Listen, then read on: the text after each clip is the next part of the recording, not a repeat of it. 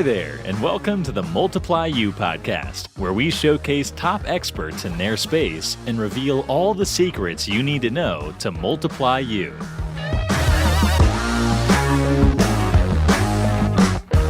Hey, good morning, everybody. Austin Clark here, host of the Multiply You podcast. So glad to be able to share a couple of moments with you today. We've got another fantastic guest. I hope everyone tunes in and listens. We have some really interesting things to be able to discuss and kind of new perspectives on business and how people can not just only find joy, but have just a great time in business, relating with other people that kind of have been there, done that, and know what people are going through. And so I'm very excited to be able to introduce Christine Hansen here in just a moment. This episode, as they all are, it's brought to you by Moxie Pest Control. We're very excited throughout all that's been going on the last year and a half to be booming. Business is going very well, and we're very grateful for that. We're growing like many of you are in terms of employees and revenue and customers and those sorts of things. We do it all the same way that you do, via pay-per-click campaigns, SEO, mailers, just all of it. One of the main ways we've been growing recently is via acquisition. We're finding that more and more people in the pest space, specifically in Phoenix, but really all throughout the United States, are looking to see what the next chapter of their lives have look like or hold for them. And I think that a little bit, Christine, as you and I spoke before the show, I think that the pandemic has done that for a lot of people. They have this plan to be able to retire maybe somewhere on the horizon. And they're saying, well, we don't really know what the future holds. And so there might not be a better time than now. And they've got something that's valuable and they want to kind of turn that page. And so if there's anybody that's listening that knows anybody that is looking to be able to get out of the pest business, we'd love to be able to talk with them. They can contact me directly on my cell. It's 480-254-9730. Kristen Hansen, everybody. Kristen, I visited with her for just a moment before the show. I'm really excited for some of the perspective that she will share with us, because I don't know that I've had a guest on in the last year and a half that has really the perspective that she does on business. So Kristen Hansen, she's an award-winning business coach and consultant. She runs a boutique line of services for entrepreneurs, creatives, and coaches who want to embrace, I love this part, their inner lazy, profit like a pro, and add philanthropist to their list of credentials without ever undercharging or feeling like they have to be anyone but themselves again. She combines smart strategy and deep soul work so that you can grow and scale a business you love. Christine has built 2 extremely successful online businesses herself. She's found out the hard way, like a lot of us have, like losing money on sketchy business investments and put your damn laptop away vacation moments. I think that we've all been there before. That most entrepreneurs are closer to burnout than they are to reaching 6 figures or beyond. And they're still worrying, am I overcharging? Christine loves to share her different approaches to business and life and is 100% committed to helping people achieve success. Christine, welcome to the show. Thank you for spending some time with us this morning. Hi, it's an absolute honor to be here with you today. So tell us a little bit about yourself. I mean, not so much start to finish, but what's the Reader's Digest version? I mean, you are here doing what you're doing today. You have a very exciting business where you travel mostly with CEOs and key people and help them to experience life and business in kind of a unique, fresh perspective. But it didn't start there. Where did this start? You've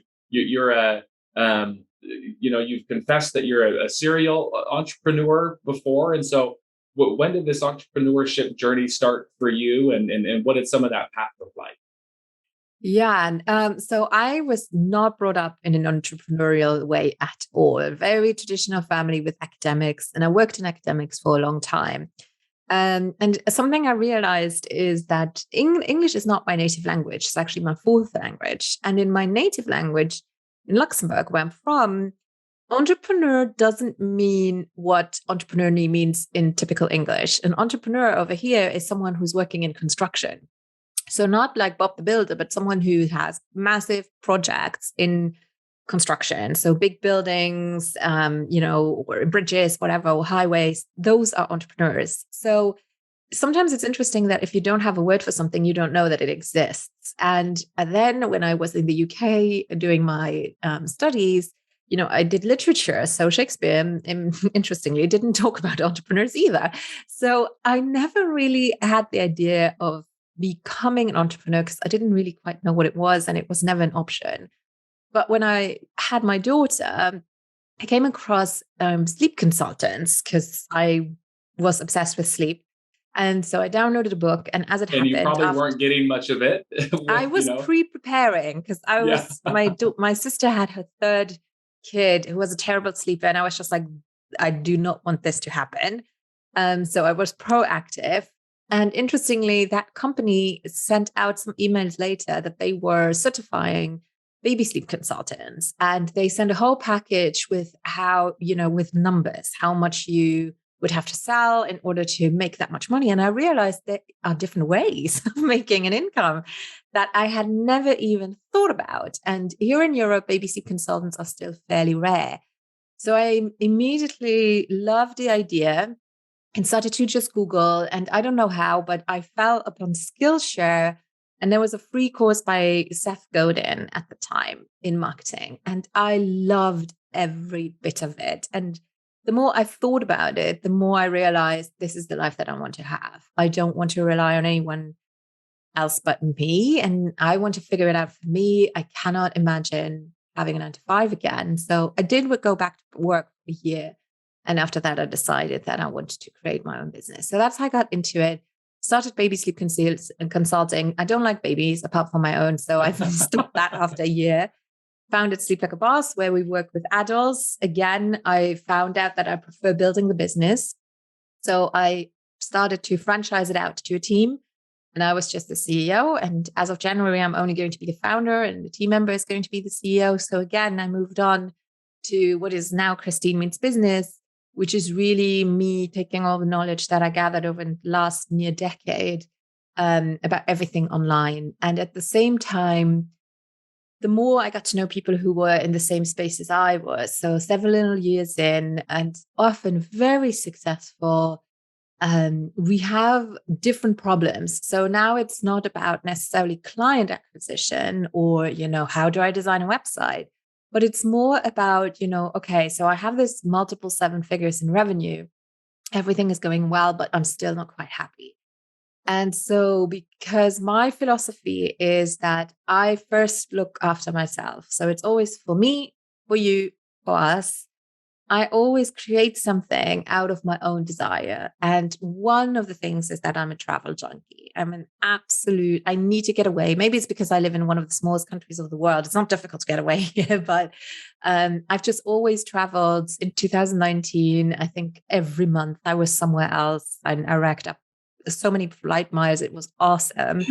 And so I decided, actually, why not create an experience combining travel with people who get it? Because I love travel, but sometimes if it's with family, you can't really talk about business, even if it's with friends and they are not entrepreneurs. You always feel a little bit like the unicorn out there. And specifically when you are doing very well, it can feel very weird to complain.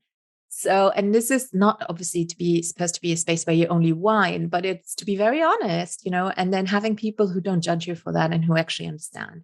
So that's why I created the Business Tripper community, which is, business trippers, but combining it with like 5-star experiences all over the world.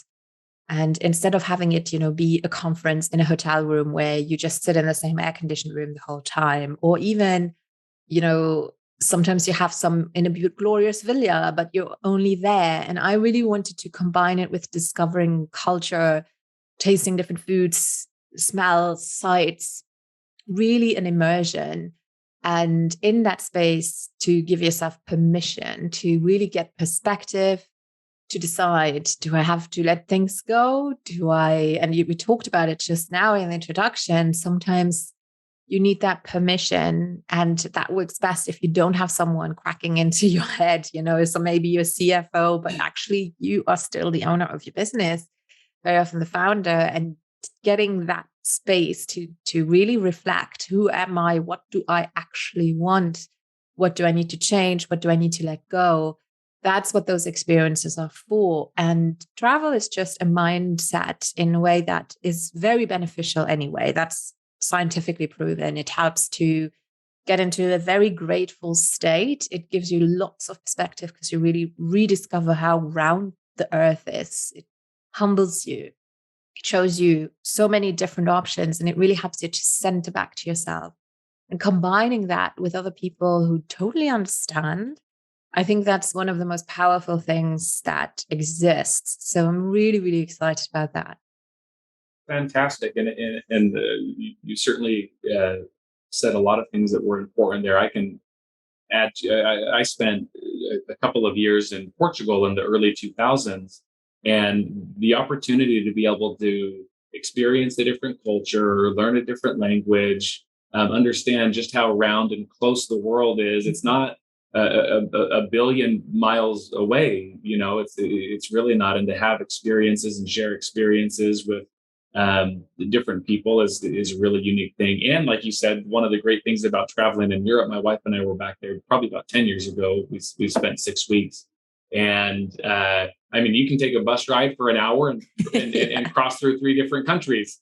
Exactly. And a plane ride, oh my goodness, you'll fly across the whole continent very, very quickly.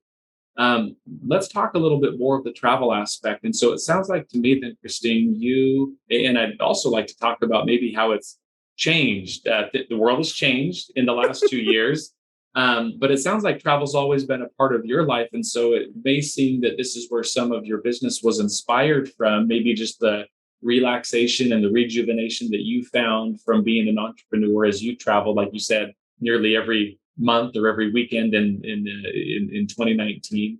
But what is it about travel aside from some of the things that we've talked about? How has travel, I think a lot of us know how it's changed, but how has it impacted you or your business or how you travel now? What do some of those things look like? There's so many aspects to it. One of the main things is that it really taught me to be a better entrepreneur. And in my bio, I'm actually saying, many ruined put your laptop away vacations. And I very vividly remember that we had a villa at the Lago Maggiore, beautiful. And I was there on my laptop all the time, stressing about the unstable internet connection because I had an interview with Entrepreneur on Fire, which was no small feat. So I was really stressing out, and my daughter was still very little. And at the end, I really realized I do not want to have those experiences again. So it really taught me to simplify my business and to really make sure that I can take time off. And that has kind of forced me into outsourcing in a better way, into structuring better. The first thing that travel really taught me was to become a more efficient entrepreneur. Because I remember having a wonderful holiday in Italy at Lago Maggiore in a beautiful villa.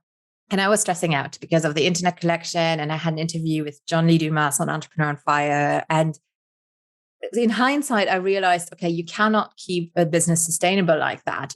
That's not why I went into business. So it taught me to really become better at outsourcing, structuring my team, and also to be very strict with myself with boundaries, which again makes a very good business. It really taught me to value myself and my time a lot better, and to structure my business in a way that I'm all about high ticket, that I don't have to work all the time to make a very beautiful income. So that was one of the most important things, I think. And I still teach that today, like keeping it really, really simple. The other thing is that it has really helped me to improve my team as well. Because when you leave, and also my family, you suddenly realize that everyone is picking up responsibility. Everyone can do it. Like you can literally say, look, I will be in conference meetings all day. With the time difference, most often it was impossible to get a hold of me. And everyone suddenly started to enjoy that. Okay, my main assistant would take over. She got to know the business even better, had to take decisions off the cuff. My family realized that they could do it as well without me. My daughter, she's 7 now. She's absolutely used to not seeing me 2 weeks at a time. And well, it's different now with FaceTime and Skype and so forth. You video chat, it's different. But that's really something that I find is very beneficial when you struggle of letting go. I think it's the best therapy and the best way to have an audit of what is working well in your business and what is not. Because if your business is totally dependent on you, it's a very dangerous place. It's not sustainable. Also, if you think about if you ever want to get it valued, if you are one of the essential, cogs in the whole machinery, the valuation is going to crash on you. Whereas if you can sell it off and everything will work because you have systems in place, it makes everything so much valuable. So to me, those travel experiences are so beneficial in so many ways. And the other thing is, it really helps me to get new ideas. That's why when I take time off, I usually always take 2 weeks. And I'm very adamant. Actually, when I plan my year, the first thing that I put into my schedule is time off. And then I reverse engineer my milestones of what I want to do and micro milestones. Because the first week, you kind of still struggle to really let go. And then the second week, you really start to let go. And that's when actually creativity hits. And then sometimes I need to force myself not to jump onto my laptop and get everything done, but just take notes and then launch it really when I'm back at the office. But you need that change of perspective sometimes to see, to get your brain to have a reboot in a way, So there's just so many different benefits to it. And that's also why it's important to me. I mean, we go to Namibia, we go to Bali. I intend to go, obviously also Europe, Scandinavia, Croatia, but also Brazil, Alaska, all of these different places, seeing the Northern Lights. Because when you see things like that, you just get completely new ideas. When you see how people do business in a very sometimes rudimentary way, it can still inspire you. And it also helps you to let go of a lot of useless stuff. I feel it's a great Marie Kondo experience in a lot of ways where you're like, actually, I don't need this. My revenue might be great, but my profit is actually not awesome. And here are lots of things that I can let go that are actually not important. And you will realize that when you let go of your business for a little bit. Well, and I love, Christine, that you call it an audit. And I can speak from personal experience when we're valuing and evaluating businesses. If, in fact, I had a call with a gentleman the other day who's looking to be able to sell his business. He is a massive key part, and as you said, cog in his business. And that is a huge issue for me and for anybody, because if they're what's holding that business together, then when that person's not there, then what do you have? And I would argue that if the business relies on you that much, you don't really have a business. Technically, you have a business because you have an S corp or an LLC. But if you are the one that's holding that all together, that can be very, very problematic on many different levels. And so the fact that you can build in audits like that, and I love that you said that your key people can kind of step up. They love it. They actually want you to go for longer than 2 weeks. They want to learn more about the business. They want to be able to take care of customers. They want to have an opportunity for more responsibility and to be able to shine. And so I think that is so. Thank you for sharing that. How has travel changed? I mean, how have you pivoted? I guess you would say, not so much pivoted in your business, but you've had to make adjustments. And so I had to make adjustments, even though I'm stubborn, very, very stubborn. So we traveled as soon as it was possible. So in Europe, similar to the US, I think, we were in lockdown from March until I would say beginning of June. And they opened the borders again mid-June. And the 31st of June was my partner's birthday, and we went to Venice. And it was awesome because nobody was there. You arrived at the airport, it was empty. You had, the water taxis. Usually you have lines and lines and lines and lines, and you need to wait. Nobody was there. We had our pick. We had an empty Piazza San Marco, which is unheard of. I had a photo shoot with a Venetian, and he said his great grandparent, who's still alive, like super old nonno, he had never seen this in his life. So It was weird. Yes, you were still having to wear masks. It was not too comfortable, but you had opportunities you would never have in your life. And we traveled to Aruba. We traveled to the south of France in Saint-Tropez with an pretty empty Saint-Tropez, which is unheard of. So I really see it as, yes, you will leave some of it, some of the comforts. We would travel to Mexico, and a 12-hour flight with mask is not entirely ideal. We flew business class, so it was okay. We had enough space and we're allowed to cheat a little bit. But the benefits, you just get to see a country without mass tourism. The locals take even more time for you. And to me, that is just, again, seeing the glass as half full in terms of you can still do so much. Obviously, you take your responsibility for everything, but the opportunities that you get right now are incredible. They will never be there again. Like even now, people who go to Venice now will not have the same that we had because now more people are traveling again. Sure. So I'm really someone who's like, okay, if I have to postpone, fine. That's what I have travel insurance for. But I'm rather someone who goes with the opportunity and says, look, I want to live. I really truly decide to live as full as I can. And I take care of myself and make sure that I have everything covered, rather than someone, and that goes into manifestation as well, focusing on what might happen in a worst case scenario. That's, I think I'm reasonable, but that's not how I can live this little stint here on planet Earth that I have. Well, and I'm glad that you pointed that out because travel has been, especially earlier on, great. It's like having no lines at Disneyland. It is. It literally is. It's And you can get twice the vacation in the same amount of time just because there's no line anywhere to do there's anything. no lines. It's much cheaper as well. We had our pick of hotels. I think about in Venice, there's a little island where the island of, I always want to say Burano. It's not Burano. It's similar though. But we walked through the square and our guide, she was like, usually you can't move. Like you have people rubbing shoulders. You can't see the square. And we were there and it was literally just like a pigeon, like flying around. So, and everything was super, cheap as well. And I was just, this is such a great opportunity. Or Aruba with no cruise ships, it was just, you get to have it all to yourself. So it takes a little bit of bravery and some people will judge you for it. Absolutely. But it's like, when I die, I'd be like, yeah, I had a great life. Christine lived. So January is exciting for you. We're here in December. January is right around the corner. You've got a book that you're launching, We Mean Business. Why did you write that? Tell us more about your book. So We Mean Business it's actually based on a podcast that I had for 2 years with my business partner, Kendra Perry at the time. So we had a podcast that was called the 360 Health Biz Podcast.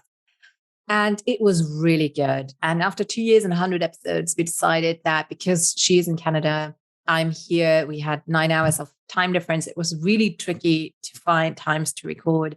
We decided to let it go. But I didn't want all that wisdom to go to waste because we had amazing guests. And what I realized is that we really covered everything. And in business, you have a lot of different books, but they all focus on one thing. They focus on leadership development. They focus maybe on marketing. They might focus on copywriting. Then others will focus on money mindset. And I decided to take the best interviews and really give them a spin. Sometimes we literally take the interviews from people that we've interviewed. Otherwise, it's me taking some of the content and personalizing it because it was important to me that it's true to who I am and what I believe in. And so We Means Business in the end, it's really a practical guide, all encompassing about anything regarding online business. It's more for the beginner. So it's not necessarily for people who already have a multi-million business. And even so, there is a personal health and mindset section that I think everybody can still read. And so you can take it and you can skip around. You can say, okay, today I want to think about content creation or SEO. On another day, you might want to just reflect back on, is my niche or is my person that I want to work with actually the person that I'm attracting? If not, why not? sometimes it's very technical. How do I convert better, add my email opt-in rate? So it really goes from all of these different aspects. And it's a wonderful, really wonderful book. And it's the second book I wrote. The first one I never talk about because I don't like it. This one I actually really, really am proud of. I'm very excited for it to hit the shelves. And it wasn't, I think, something that was also, I didn't write it for profit. Like the first one I wrote because everyone said write a book in order to use it as a lead magnet in a way. This one, I really don't particularly care in a way that it needs to have a huge ROI. It's more of an impact ROI. Like if I really truly believe that people who read that book will be armed and ready to do what they really want to do and create that online business with that passion and purpose that they are born to do. So I'm excited because you can do it wherever you are in the world, as long as you have an internet connection. It's also written in a way that is a little bit of softer marketing. So I have traditional mechanisms in there and strategies, but also more of a feminine spin in terms of, you don't have to stack every offer. You can actually be very, very genuine, a little bit softer, a little bit more honest sometimes. And so I think that it's going to be great for women, also for men who, don't always relate with Tony Robbins's and so forth, And so I really hope that it will make an impact globally. Also thinking about Africa, where you have a lot of potential, where people can get hold of the book and just get started because it's affordable. And yeah, I'm excited. No, it sounds exciting. I'm excited to be able to pick it up. It sounds like the purpose of the book is very similar to the purpose of this podcast for me, and that's simply to just provide value, give back. It's not a money thing or a money maker. Yes. It's just hoping that something that someone says will be of value and helpful to someone along the way. As we round this out, Christine, any parting thoughts, any parting feelings, anything else that you'd like to share with our audience as it relates to you, your business, or your experience as an entrepreneur that might be able to help them? Yeah, I think the sentence that I used before that has changed my whole perspective on life basically is the for me, for you, for us. But starting with for me, because I think it's uncomfortable for a lot of us. We're not used to it. We're supposed to put everyone else first. But ultimately, you can only serve the best if it lights you up, if it is entirely you. And you will not be for everyone, that's fine. But getting comfortable with that, it's something that you can practice every day with micro decisions you do, prioritizing yourself. That, I think, is such an important step in being an entrepreneur. Wonderful. And then finally, where can people reach out to you? How do they find you? You have multiple websites, but what's the best way to get in contact with you? So obviously the most obvious one is christinemeansbusiness.com. And then if you want to stalk me, find out more about my private life, see me in the morning when I roll out of bed, that would be Instagram. And my handle is by Christine_Hansen. Perfect. Christine, thank you again so much for being on. I really appreciate you taking the time to visit with our audience. Thank you. Wonderful. Thank you, everybody, for tuning in. These drop every Thursday, and really, really appreciate you being on. Create a great day. Thank you for listening to the Multiply You podcast. You'll see us again soon when you subscribe for future episodes.